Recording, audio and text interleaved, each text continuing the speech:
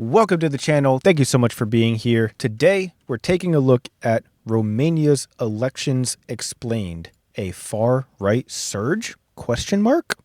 Interesting. This is from EU Made Simple. Check them out. Linked in the description as always. Also, as always, if you enjoy, consider subscribing. It helps the algorithm, which helps the channel. Let's see if we can get to that magical 1,000 subscribers. But anyways, let's waste no more time. Let's hop straight into it. Let's see what's going on in Romania. Romania's political scene is buzzing with activity, as up to 18 million eligible voters headed to the polls for a high-stakes parliamentary election. The country's elections are known for their unpredictability. I mean, just look at last week, where an underdog candidate, polling below 10%, won the first round of the presidential race, thanks to a viral TikTok campaign. However, this unexpected victory... TikTok campaign turned viral, took him from 10% of the votes to winning the first round of whatever the thing was. Yeah, you know what I mean. Yeah, that's still crazy.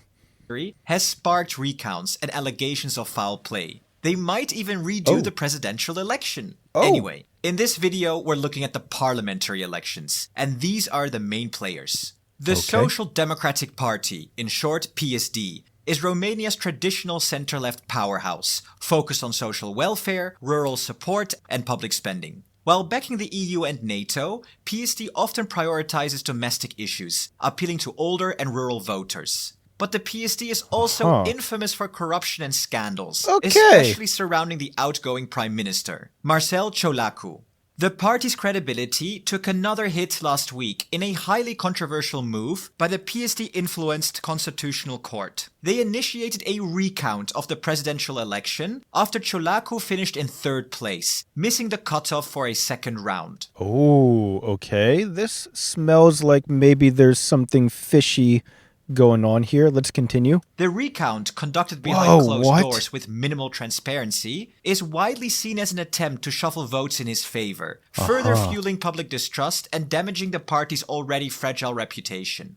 The National Liberal Party, PNL in short, is Romania's leading center-right party, championing free market policies and a pro-EU and NATO stance. PNL appeals to urban middle-class voters and positions itself as a modernizing force in Romanian politics. However, PNL has faced criticism for infighting and mismanagement, particularly in infrastructure and healthcare. Their credibility took a major hit after campaigning against PSD in 2020, only to form a coalition with them, leading to accusations of hypocrisy and lost voter trust. The Alliance for the Union of Romanians, in short AUR, is a right-wing populist party with a strong nationalist agenda. Their slogan, Justice for Romanians, captures their call for uniting with Moldova and pushing for a more neutral Romania. AUR is skeptical of the EU and NATO, breaking from the country's usual alliances. But it's not all smooth sailing. AUR has faced plenty of controversies. What the frick was this? What was this guy doing? But it's not all smooth sailing. AUR has faced plenty of controversies, including accusations of violent behavior among members. Their leader, Gheorghe Simion, is quite the character, known for his dramatic... Yo, what is this dude's problem? This dude got his panties all in a bunch. Antics and fiery rhetoric. Love them or hate them though, AUR is reshaping Romanian politics.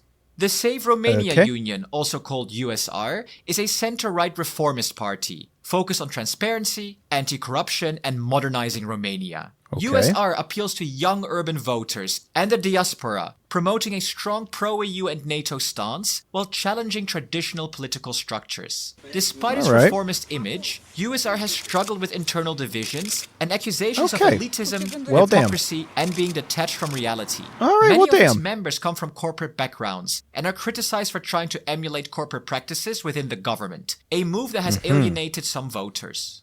The SOS Romania party. My God, there's so many parties. Dude, America, we just got two, basically. I mean, we have more, but we basically don't. We just have two. That's is an ultra-nationalist and populist force, advocating for sovereignty, social conservatism, and a more independent foreign policy. So yeah, pretty anti-EU. The party appeals to voters disillusioned with traditional politics, presenting itself as a staunch defender of Romanian values and identity. What the frick is that? Its fiery leader is notorious for making scenes in the European Parliament, further cementing the party's reputation for controversy and isolationism. Then finally, there is the centre-right UDMR, representing Romania's largest ethnic Hungarian minority, while newer parties such as the centrist REPER and the progressive SENS are also making their mark. And then, on the extreme end of the spectrum, there's the far-right anti-EU and anti-globalist POT. Now, before we go to the results, let's quickly break down how elections in Romania work. Okay, that is a lot of different parties. I could see how there could be a lot of confusion with voters because they're like, dude, there's so many options. Like, that's good to have a lot of options, but it has to be hard to know what each party really believes in and what each party has done, what they want to do, their track record. If, there's been like corruption with them in the past, if they've mismanaged the money that they've been given, like it just has to be hard to keep up with all of the different things that you have to keep up with just to be an educated voter. Romanians headed to the polls with two ballots in hand, one for the Chamber of Deputies, the lower house, and one for the Senate, the upper house. Here's how it works. Voters cast their ballots for party lists in their constituencies. The total votes for each party are then translated into seats in the parliament, based on proportional representation. In total, Parliament consists of 136 Senate seats and 330 Chamber of Deputies seats, making these elections crucial for shaping the country's legislative future. So, without further ado, let's dive into the results. Who came out on top in this crowded field? Drumroll please, because in first place, we have the PSD, with 22.5% of the vote, down 7% from 4 years ago. Oh, down 7%. That is significant. In second place, we've got the AUR with 18%, up 9% from last time. Plus 9% for the right-wing populism party. Interesting. Okay, let's continue.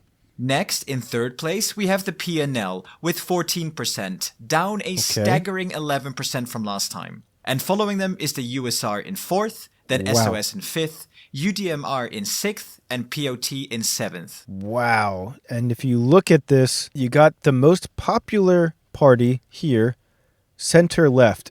And then you got center-right, right-wing populism, center-right, far-right populism, center-right, far-right. So you got every single party other than the largest one is all right-leaning, at least, if not all the way to the far right. Wow. With a lead of around 5%, the PSD won the election, likely forming a coalition government that includes a PSD prime minister. Their leader, Marcel Ciolacu, celebrated the victory and claimed it as a mandate to uphold Romania's pro-EU trajectory. He stated, "It's an important signal Romanians send to the political class, to continue developing the country with European money, but at the same time to protect our identity, national values and faith." However, the far right is far from insignificant, as they have made notable gains. The AUR has more than doubled its previous election result of almost 9%, reflecting a surge in nationalist sentiment. Alongside POT, which backs far-right presidential candidate Georgescu, and the extreme-right SOS Romania, these parties have all cleared the 5% threshold needed to... Dude, okay, so we got the most popular right-wing party, but then we have two different far-right parties that have over 5% of the votes each. Wow. To enter parliament. Combined, they could control around 30% of the seats in the new assembly, a significant and growing bloc. AUR leader George Simeon celebrated this shift, stating that today the Romanian people voted massively for sovereignist forces, which is exactly what the AUR wanted since its founding. The PSD and PNL are taken out of governing majority by Romanians' vote.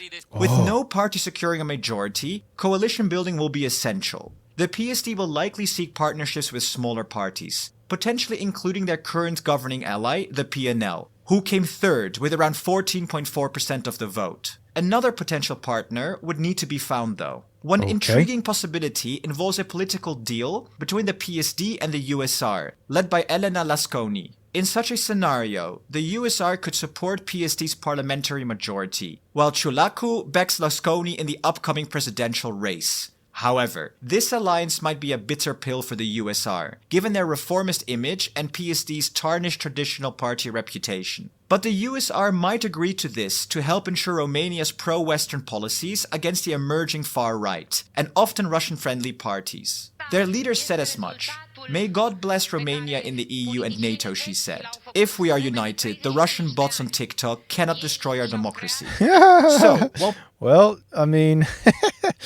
Good luck with that, because TikTok it's a game changer. TikTok and Twitter, and yeah, I mean, the bots are crazy on all the platforms. That stuff is happening in the American elections all the time too, so I get it. While pro-EU and pro-NATO parties have held the far right from getting a majority in this election, the significant support for radical parties signals a potential shift, which we can see throughout Europe.